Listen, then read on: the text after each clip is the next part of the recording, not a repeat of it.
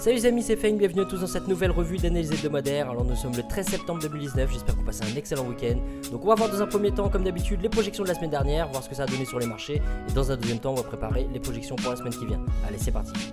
Too many thoughts on my mind, I can't sleep at night, so I just keep writing. I don't need no help, I don't need opinions, so don't waste my time then.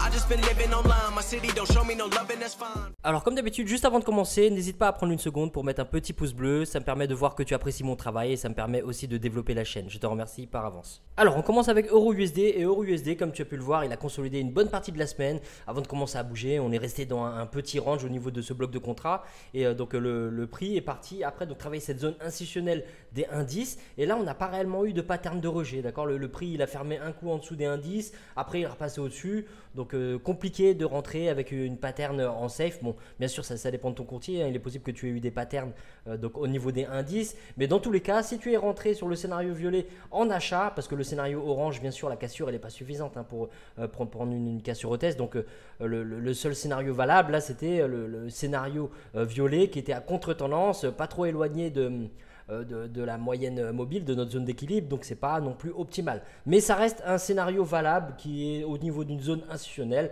Donc si tu as pris en agressif par exemple cette entrée ou que tu as eu une pattern d'entrée plus safe par rapport à ton broker, et bien dans tous les cas, la mèche qui est venue après, donc c'est cette mèche monstrueuse, tu as forcément sorti parce que bon, à moins d'avoir des objectifs plus gros de 250 pips voire plus pour avoir un ratio intéressant, ton stop loss était forcément aux alentours des 50 voire plus agressif en dessous. À ce moment-là, tu t'es fait sortir plus vite. Mais voilà, donc cette mèche-là, c'était inévitable. Là, c'est l'exemple même du cas où le setup est bon. Tu n'as pas à regretter d'être rentré dans ce trade et tu n'as pas non plus à être frustré de voir que tu te fais sortir et puis que ça fait une mèche derrière. C'est le genre de cas de figure qui arriveront régulièrement. Donc bien heureusement, c'est pas ce qui arrive le plus souvent, mais quand ça arrive, il faut pas regretter. Ce mouvement-là, il est dû à, tu as dû le voir aussi sur ces mouvements un petit peu dans tous les sens. C'était vraiment le bordel sur l'indice du dollar cette semaine, donc ça c'était inévitable. Donc scénario violet, même si l'entrée peut être bonne par rapport à la zone institutionnelle, le contexte n'est pas optimal hein, parce qu'on passe en dessous d'un bloc de contrat, le bloc de contrat il rejette et là on insiste pour acheter à l'encontre de ce bloc de contrat. Le prix n'est pas surétendu pour prendre un trade à contre-tendance. Donc le contexte, si tu prends le contexte dans sa globalité, c'est clair que dès le départ tu n'as pas toutes les probabilités dans ton sens. Mais tu peux avoir pris ce trade là par rapport au fait que c'est du price action, tout peut arriver. On a un rejet des 1,10, donc le rejet des 1,10 vient peut-être en continuation de ce rejet donc, précédent, ce beau rejet. Donc on aurait pu voir éventuellement donc une inversion de la tendance. Et après cette mèche là on voit bien que c'est ce qui se passe au final. Ils sont partis taper de la liquidité et puis là le prix il a rejeté les 1,10 et maintenant on se trouve quasiment au niveau des 1,11. Donc voilà, sur EURUSD pour cette semaine, le scénario violet, pas d'entrée en safe, une entrée en agressif possible, mais la mèche dans tous les cas nous sort derrière. Alors GBP USD c'était vraiment intéressant cette semaine, ça a payé juste à la fin de la semaine avant donc la fermeture des marchés. Donc dans un premier temps ce qui se passe c'est que le prix repasse au-dessus de l'instit des 1,23 et à ce moment-là on est toujours là à se questionner sur le fait que on est sur une tendance baissière sur le long terme. Si tu bascules en daily tu verras clairement que la tendance elle est baissière. Donc là quand le prix repasse au-dessus de la moyenne et repasse au-dessus de cet instit à 1,23 qui correspond aussi donc à ce niveau de résistance, on se pose la question, on se demande est-ce qu'on a une réelle cassure de la structure? Est-ce que cette précédente résistance va maintenant agir en tant que support? Donc le fait que le prix repasse au-dessus, ça nous donne déjà une première confirmation que oui, on a bien des acheteurs qui défendent les positions, le bloc de contrat est bien en train d'inverser de rôle. Donc là, il est possible que ce soit un support. Donc le prix quand il passe à l'ouverture du marché au-dessus des 1,23, à ce moment-là, donc on est sur cette microstructure haussière, hein, même si on voit ici un retracement beaucoup plus profond. Donc à ce moment-là, on se dit bon voilà, on a une belle cassure, on pourrait attendre une confirmation pour éviter de chasser le prix, même si la pattern elle est belle, on a une belle englobante. C'est un petit peu chasser le prix de rentrer à la fermeture de cette englobante là. Donc bien sûr, si on considère que par rapport à la semaine dernière, on a eu la cassure ici, alors oui, à ce moment-là, on a un retest. D'accord, mais si on regarde par rapport aux projections de la semaine dernière, le scénario orange, et ben là on a notre cassure et il est important d'attendre un retest avant de rentrer. Donc des fois quand on est patient et qu'on attend des patterns un peu plus safe, le prix, et ben, ce qui se passe c'est qu'il part sans nous. Et là qu'est-ce qu'on voit? On voit que la patience patience elle paye parce que finalement quand on rentre à ce moment là à la fermeture de l'englobante, et bah toute la semaine on est torturé. Toute la semaine on est torturé si on regarde notre trade, même si on regarde, on jette un coup d'œil de temps en temps, toutes les 4 heures, toutes les 12 heures on jette un coup d'œil à notre trade, et bah on est torturé parce qu'un coup le prix il est ici, un coup le prix il est ici, un coup ici, un coup ici, un coup ici, donc on est vraiment torturé. Et donc finalement qu'est-ce qui se passe en fin de semaine? On a cette belle pattern magnifique qui vient piquer et le bloc de contrat qui inverse de rôle et l'instit donc 1,23 qui inverse de rôle aussi. La fermeture se passe au-dessus de cette petite trendline qui soutient, donc qui nous montre cette structure haussière. Donc là on a une pattern magnifique et il était possible de rentrer à la fermeture de ce marteau. Donc si tu es rentré en agressif par rapport au 1,23, tu n'es pas trop inquiété non plus parce que comme tu peux le voir, cette mèche là qui comme par hasard, hein, tu vois, avant le décollage comme par hasard elle vient taper tous les précédents bas. La mèche elle est descendue à combien? Elle est descendue comme tu peux le voir à peine un peu plus de 10 pips, 10-12 pips en dessous de l'instit. Donc toi ton stop loss il est en dessous du bloc de contrat, il est en dessous de la moyenne mobile, tu es tranquille, d'accord. Donc si tu es rentré en agressif, ton stop loss il est assez court mais il y a quand même largement assez de marge pour être en dessous de cette moyenne. Et sur la fin de la semaine, donc avant la fermeture du marché, tu as ce beau décollage qui t'offre donc 200 pips en agressif. Alors si tu es rentré à la fermeture donc de ce beau marteau haussier, tu as un potentiel de 150-155 pips à peu près donc sur le scénario orange. Donc bravo à toi si tu as attrapé ce setup, c'était vraiment beau. Et là on a la preuve, on a vraiment l'exemple d'un setup où ça sert à rien d'être pressé. Il vaut mieux être patient, attendre des confirmations supplémentaires. Plus tu attends des confirmations et plus tu as les probabilités dans ton sens. Alors il s'agit bien sûr de ne pas non plus trop attendre de confirmations parce que tu finis par ne plus appuyer sur la gâchette et il faut quand même un certain nombre d'opportunités pour que tu puisses être payé. Mais là dans ce cas précis, on avait donc pas mal de patterns. On avait une cassure au test dans un premier temps, une belle englobante et puis si on attendait une fois de plus, t'imagines si tu avais chassé le prix et que tu étais rentré ici, tu auras attendu tout ce temps-là avant le décollage. C'est dans ces moments-là où on laisse rentrer nos émotions, on commence à craquer, on commence à être impatient, on finit par couper notre position ou prendre un tout petit peu de profit pour voir finalement le prix décoller. Donc voilà, le but c'est d'être patient et de te dire si ça ne correspond pas exactement à ton plan, tu ne rentres pas. Mais GBP USD cette semaine, donc en gros un potentiel de 150 pips en safe et 200 pips en agressif sur le scénario orange. Alors UJ cette semaine continue son petit bonhomme de chemin. En daily tu peux regarder, on a un retour à l'équilibre qui est en train de se réaliser. Et donc dans un premier temps, qu'est-ce qui se passe? À l'ouverture du marché, on avait déjà le rejet, si tu veux, du bloc de contrat. On voit bien que le bloc de contrat il a inversé de rôle. On avait un beau rejet ici, inside bar, cassure de la bougie mère par le haut. Et donc on a ce beau décollage. Donc le scénario violet compliqué parce que là la cassure elle n'est pas vraiment franche, hein. La cassure ici tu vois elle est à peine à quelques pips au-dessus de l'instit, donc on ne considère pas ça comme une cassure. La cassure elle arrive vraiment à ce moment là, à la fermeture de cette bougie là. Si le prix était revenu, on aurait pu prendre cette cassure retest, mais là le prix il part sans nous, il rejette les 107,50. Là c'est pareil, on n'a pas réellement de pattern, hein.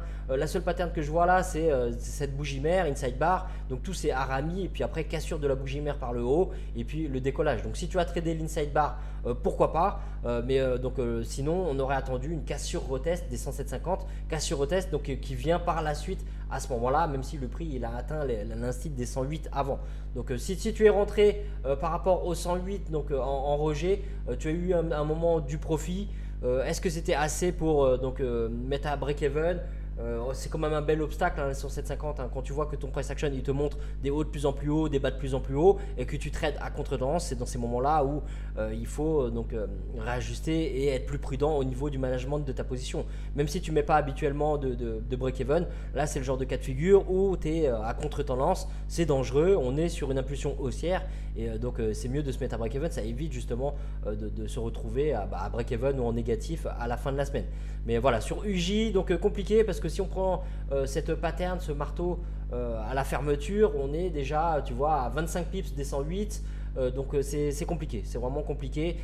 UJ il était intéressant donc au rejet du bloc de contrat, après avec la cassure retest des 106. Donc si tu l'as tenu et que tu as été patient, maintenant tu te régales. Mais par la suite, on peut le voir, la cassure retest, invalidation donc du bloc de contrat, cassure retest de cette moyenne mobile exponentielle 200, on est trop proche de l'instit. Ensuite cassure pas franche, pas de retest. Ensuite le prix il vient, il casse, il part sans nous une fois de plus. Donc voilà, UJ c'était un petit peu compliqué d'un point de vue des patterns price action pour rentrer avec un scénario clean. Mais si tu as attrapé cette hausse, bravo à toi. Alors, AUD/USD, pas grand chose à dire donc cette semaine, hein, comme tu peux le voir, le prix n'a pas atteint les zones clés donc qu'on attendait pour l'attaquer et il a continué cette progression lente. Donc tous ceux qui l'ont attrapé au rejet des 0,67, eh ben, vous vous régalez, on est bientôt à 200 pips de profit. Le prix, techniquement, il est repassé au-dessus de la moyenne, il a rejeté la zone d'équilibre et maintenant il progresse lentement dans ce petit range, hein, comme tu peux le voir depuis le début de la semaine. On a à peine un range de 40-50 pips. Donc bon, cette paire-là, elle nous a habitués à ça, à des petits mouvements lents, hein, comme tu peux le voir. On a toujours des petits ranges, mais quand elle bouge, bon, bah, là on a eu une belle volatilité et là ça s'est ralenti. On voit bien le price action qui s'essouffle. Donc on va voir pour cette semaine donc, les scénarios qu'on va pouvoir surveiller sur les mêmes zones institutionnelles, hein. Tu vas voir qu'au final on va tout simplement décaler nos scénarios. Là plus le prix grimpe, plus l'extension du prix par rapport à la moyenne augmente. Donc on va surveiller tout ça dans la deuxième partie. Alors NZD/USD, donc un scénario de mean reversion en suivi de tendance est en train de se dérouler sous nos yeux. Il faut être patient comme d'habitude, hein. Là on est en H4, donc le potentiel de pips est plus important, mais il faut accepter que ça va mettre parfois du temps. Donc là tu vois, on a eu toute la semaine cette belle consolidation et contrairement à AUD/USD qui progresse lentement à la hausse, et ben là on voit que sur la fin de la semaine NZD/USD lui au contraire s'est mis à chuter. Donc comme quoi tu vois la corrélation entre les paires n'est jamais une certitude totale. Ce sont quand même deux pays différents, donc à partir de là, même si les prix se suivent souvent, et ben, il peut arriver aussi que les prix fassent l'inverse tout simplement. Donc voilà, belle consolidation donc en dessous de cette moyenne mobile, hein. On a vraiment ce rejet de la zone d'équilibre qui nous montre que le suivi de tendance est toujours valable. Donc le scénario orange arrive à la fin de la semaine, on a des petites patterns quand même avec ces petits marteaux de rejet des 64. Donc si tu es rentré sur le scénario orange à la fin de la semaine par rapport au rejet des 64, c'est un petit peu fragile parce que tu vois que les marteaux ils sont tout petits, ils ferment à peine 7 pips de l'instit. Mais si tu es rentré dans ce trade là, bah, possible que tu aies pris une perte ou que tu sois en négatif à la fermeture de la semaine. Donc le prix ensuite il passe en dessous des 0,64. Là on arrive dans le cadre du scénario bleu. Le scénario bleu, on a une cassure, on n'a pas de retest encore, on va voir pour cette semaine ce que ça donne. Alors USD4 dans un premier temps il bouge pas trop toute la semaine, comme tu peux le voir il est dans ce petit range, puis finalement il vient attaquer notre zone donc institutionnelle des 1,32. On est dans le cadre d'un scénario bleu turquoise, le prix est bien sous la moyenne mobile exponentielle, donc sous notre zone d'équilibre, donc pourquoi pas prendre un rejet des 1,32. Donc là on peut rentrer en agressif ou attendre une pattern claire.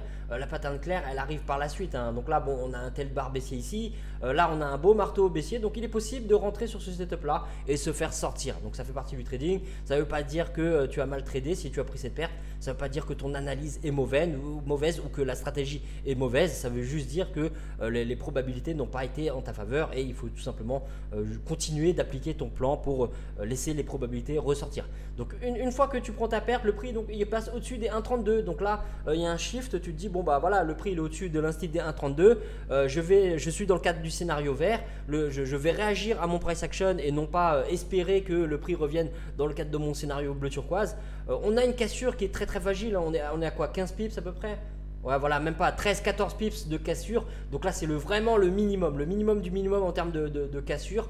Le retest par la suite, comme tu peux voir, le prix il arrive, il frôle les 1,32. Donc si tu as mis un ordre différé et que tu rentres en agressif, possible que tu l'aies pris. Mais sinon en safe les patterns sont pas très clairs, hein. Là on a des patterns, on n'a pas de marteau haussier, on n'a pas d'englobante. Au niveau des inside bars, là c'est compliqué. Tu vois bien que là cette bougie là n'est pas vraiment un inside bar, hein. On a un bas qui est équivalent voire légèrement plus bas. Donc si on chipote et qu'on regarde de plus près, on va zoomer un petit peu. Alors ouais, ok, bon la bougie verte qui est ici, c'est vrai qu'elle est bien dans le range de cette bougie rouge là, d'accord. Donc c'est vrai que là on a un inside bar. Ce qui est dommage, c'est qu'on aurait préféré que ça pique l'instit des 1,32. On est à peine un pips au-dessus. Donc là, c'est vrai qu'on a un inside bar. Le souci, c'était cette cassure qui était un peu fragile, tu vois, 13-14 pips. Bougie mère, inside bar, cassure de la bougie mère. Donc oui, il était possible d'attraper la hausse du SD-CAD en safe si tu considères cette inside bar. Juste le fait que la cassure soit un peu fragile et que le prix soit pas venu piquer les 1,32, si tu es vraiment discipliné, que tu respectes de manière stricte ton plan, et ben tu ne prends pas ce trade là. Et il faut surtout pas, si tu as été strict et que tu n'as pas profité de cette hausse, il ne faut pas te torturer en te disant mince, j'aurais dû prendre quand même cette inside bar. La prochaine fois quand la bougie elle ne piquera pas complètement, je rentrerai quand même. Même si la cassure elle est fragile, je rentre quand même. Tu vois, il ne faut pas faire ce genre de constat parce parce que tu as laissé de l'argent sur la table. Il faut tout simplement te dire que ta discipline te permet d'être plus exigeant par rapport à tes setups et c'est ce qui fait ta réussite sur le long terme.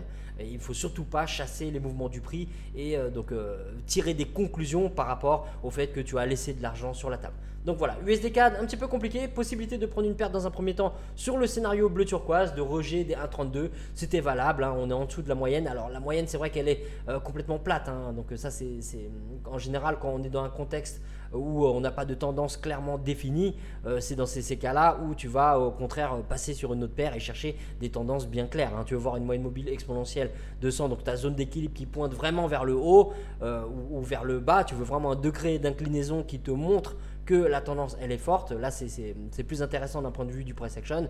Quand la moyenne elle est plate comme ça, c'est à dire qu'on est dans un choppy market ou dans une phase de consolidation qui n'est pas claire, donc forcément ça réduit les probabilités. Alors USD CHF c'était un petit peu plus compliqué cette semaine, le prix il est vraiment resté dans un range où tu vois il passe un coup au-dessus de l'instit des 0,99, un coup il repasse en dessous, puis à la toute fin de la semaine avant la fermeture il repasse au-dessus de l'instit à 0,99, donc compliqué. Dans un premier temps, alors on n'a pas de rejet sur des 0,99 pour rentrer sur un scénario orange, par contre la cassure elle est belle et au niveau du retest par la suite, alors là comme tu peux le voir on n'a pas de super pattern mais tout va dépendre de ton courtier, hein. Tu peux avoir donc des patterns de rejet à ce moment là ou même rentrer en agressif après la cassure et donc qu'est-ce qui se passe, et tu te fais sortir à la fin de la semaine quand le prix vient piquer comme tu peux le voir juste en dessous de ton instit intraday à 50 et surtout cette zone d'équilibre.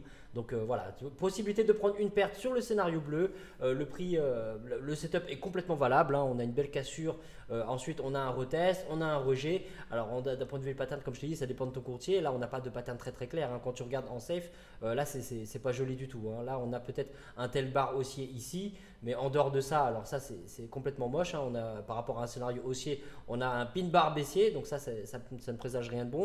Et surtout que quand tu vois ce genre de pin bar baissier et que tu vois qu'ils sont partis taper les précédents hauts, tu vois, pile poil au-dessus des précédents hauts, là tu comprends que c'est une recherche de liquidité et ça n'a pas loupé derrière. Donc même si le prix il a été rejeté de ta zone d'équilibre, tu vois ce genre de bêche, et ça te permettait d'éventuellement avoir à peu près 50 pips de profit. Donc tout dépendra de ton money management, de ta gestion, ton management de position, voir si tu as eu le temps de te mettre à break-even, à ce moment-là tu es sorti à break-even ou est-ce que tu as eu le temps de te payer en chemin. Mais en tout cas le seul scénario pour l'instant c'était une cassure retest. Alors si tu es rentré en agressif sur le scénario orange, c'est clair que le prix à un moment donné il est monté. Alors si tu as mis ton stop au-dessus de l'instit intraday à 50, possible que tu ne te sois pas fait sortir. D'accord, mais d'un point de vue du contexte du marché, tu vois là qu'est-ce qu'on voit? On voit un contexte qui est haussier. D'accord, donc quand tu vois des bas de plus en plus haut, des hauts de plus en plus haut, on voit le canal, d'ailleurs on va le réajuster dans la deuxième partie de la vidéo, mais là quand tu vois ce genre de contexte, tu préfères rentrer dans un scénario bleu. En plus le prix n'est pas réellement surétendu à ce moment-là par rapport à la moyenne, donc c'est complètement valable et tu te fais sortir derrière, mais les probabilités étaient dans ton sens sur le long terme. Alors euro USD, donc après le gros rejet haussier des indices avec cette mèche énorme, donc on ne peut pas encore juger de cette inversion de la tendance parce que comme on peut le voir sur le graphique, on est de retour sur le haut du canal, on est toujours en dessous de cette zone d'équilibre et en dessous de cet instit à 1,11. Donc on a des précédents hauts qui ont été invalidés donc ici, hein, résistance ici, support, mais on a un précédent haut ici, on voit bien que le prix est revenu toujours sur cette zone de résistance, support, on ne sait pas trop encore, mais le prix a l'air de réintégrer le canal. Donc pour l'instant on reste sur un biais baissier, on va surveiller donc l'instit à 1,11 en cas de rejet supplémentaire de cette zone d'équilibre. Pour vraiment considérer qu'on est sur une inversion de la tendance, il faudrait une cassure des 1,11, scénario bleu turquoise, cassure donc invalidation des précédents hauts, cassure de la moyenne mobile exponentielle de 100, cassure donc de cet instit à 1,11 et à ce moment-là on pourrait se positionner sur une inversion de la tendance. Mais pour l'instant d'un point de vue du price action, les probabilités sont toujours à la baisse, donc on surveille nos zones institutionnelles pour regarder les patterns, les réactions du prix à ce niveau-là, et en dessous si le prix chute on surveille les indices. Alors GBP USD, donc après cette belle hausse de la semaine dernière, on arrive maintenant sur un gros instit des 500 pips à 1,25, c'est une zone très importante. L'extension du prix n'est pas énorme, mais ça commence à être quand même jouable pour un retour à l'équilibre. Donc dans un premier temps, à l'ouverture du marché, on surveille les réactions du prix sur les 1,25. Comme je disais, c'est une zone très très importante. Quand on regarde dans le passé, on voit bien que c'est une zone qui agissait pas mal en tant que support, mais aussi en tant que résistance. Donc là, on ne sait pas quel gros poisson se trouve à ce niveau-là, comment ils vont agir, quel volume ils vont impliquer. Donc voilà, on surveille les patterns du price action à l'ouverture du marché. Si on n'a pas de pattern clair et que le prix se balade un peu au-dessus, un peu en dessous, à ce moment-là, on reporte nos setups sur les 1,24 et les 1,26. Alors, UJ pour cette semaine, donc après cette progression lente de la semaine dernière, on a pour l'instant un rejet des 107,50. On voit bien la cassure retest, on a le marteau haussier, l'englobante. Donc le prix est dans une structure haussière, on a des bas de plus en plus haut et des hauts de plus en plus haut, mais on arrive vers un gros bloc de contrat appuyé par un point pivot mensuel. Donc dans un premier temps, on surveille les réactions du price action sur les 108 et si on n'a pas de pattern clair, on va surveiller donc les 109. Alors on fait attention, on garde à l'œil la surextension du prix. Si le prix arrive sur les 109, en plus du bloc de contrat, et le point pivot, on pourrait éventuellement avoir un retour à l'équilibre. Pense à jeter un coup d'œil à ton time frame en daily, voir la situation du prix. Alors, AUD-USD qui progresse lentement vers l'instit des 0,69. Donc la semaine dernière, on n'a pas eu de setup par rapport au fait que le prix n'est pas arrivé sur nos zones clés. Cette semaine, il y a quand même beaucoup plus de chances qu'il arrive sur les 0,69. On est vraiment tout proche. Donc on surveille les réactions du price action sur les 0,69. On voit bien que la moyenne mobile commence à s'inverser. On a notre zone d'équilibre qui commence à pointer vers le haut. Donc il est possible que la cassure, la validation de ce précédent haut de niveau résistance soit le signe d'un renversement et donc on va surveiller tout simplement les 0,69 pour une continuation de la tendance haussière. Il ne faut pas oublier que le prix pourrait très bien retracer jusqu'au 0,68 pour rebondir et continuer cette tendance haussière ou bien carrément repasser en dessous des 0,68 pour une continuation de cette précédente tendance baissière. Donc voilà, on surveille les deux niveaux institutionnels 0,68 et 0,69. Alors NZD-USD cette semaine, le suivi de tendance en H4 est bien validé pour l'instant. On a un beau rejet de cette zone d'équilibre. Le prix est même passé en dessous du point pivot mensuel, en dessous de l'instit à 0,64. Donc si tu n'es pas encore dans ce trade là, parce que le prix était en plein milieu du range entre 64 et 65, et l'occasion de rentrer, ça serait d'attendre éventuellement un rejet par le scénario rouge. On aimerait que le prix retrace sur les 64, rejette et ferme en dessous du point pivot pour rentrer avec de meilleures probabilités. Donc on surveille la zone des 0,64, on garde en tête que le prix peut très bien faire l'inverse, casser, retester les 0,64 pour décoller et si le prix chute, à ce moment-là on va surveiller les 0,63. Arrivé aux 0,63, on a une très très belle zone de support, on a une belle extension du prix par rapport à l'équilibre, donc le setup de retour à l'équilibre, la projection orange est valable et le scénario bleu à ce moment-là nous indiquerait que la tendance reste fortement baissière. Alors USD-CAD, après ce beau rejet de la semaine dernière, ce beau décollage, on arrive maintenant sur la zone institutionnelle des 1,33. On approche d'un très très gros bloc de contrat. Donc est-ce que ça va être une belle zone de résistance pour voir éventuellement un haut de range, comme tu peux le voir en général avec USD-CAD, cette paire-là aime bien parfois rester dans des consolidations. Donc est-ce que c'est le haut d'un nouveau range ou est-ce qu'au contraire c'est le début d'un décollage pour USD-CAD? On ne sait pas, on ne peut pas savoir. Donc dans tous les cas, fais attention au scénario vert, même s'il est probable parce que c'est une zone institutionnelle et que si tu as une belle cassure, un beau retest, c'est jouable. Le bloc de contrat est dangereux, donc pense à réduire ton exposition si tu rentres sur ce setup-là. Prends en compte aussi les points pivots. Là, on a une zone qui est quand même très encombrée entre les 1,32 et 1,33. On a l'instit des 250 pips avec les 32,50. On a notre zone d'équilibre. On a pas mal de points pivots mensuels aussi. Donc voilà, fais attention sur cette paire-là cette semaine parce qu'on est dans une zone très encombrée. Même si le prix il a cassé tous ces niveaux de support et résistance, ça peut être une zone où les intervenants pourraient arriver et impliquer des volumes. Donc voilà, surveille bien les 1,32 et les 1,33 et fais attention au bloc de contrat baissier. Alors USD CHF, cette semaine pour l'instant on a un beau rejet, un respect du price action sur cette structure haussière. On a des bas de plus en plus hauts et des hauts de plus en plus hauts aussi. Donc le prix a bien rejeté, on a un beau Morningstar qui rejette le bas de la trendline, la zone d'équilibre et le point pivot mensuel. Donc pour l'instant le prix il est sur l'instit à 0,99 mais notre biais il est haussier. Donc ce qui pourrait inverser la donne par rapport à cette structure haussière, bien sûr c'est l'indice du dollar, l'indice du dollar qui a rejeté le haut du canal et qui a même chuté en fin de semaine. Donc on va faire attention attention à l'indice dollar pour USD CHF, mais à l'ouverture du marché, on surveille déjà dans un premier temps les réactions du price action sur les 0,99. Si le prix décolle, bien sûr, fais attention à l'instit des 1 avec ce bloc de contrat. Et entre l'instit et le bloc de contrat qui est assez important, le prix pourrait être rejeté. On pourrait aussi avoir un setup de retour à l'équilibre. Les scénarios, dans un premier temps, je les ai mis sur l'instit à 0,99 parce que le prix se trouve dessus à la fermeture du marché. Mais bien sûr, n'hésite pas à reporter tes scénarios en cherchant des cassures retest des 1 institutionnels ou même des cassures retest des 0,98.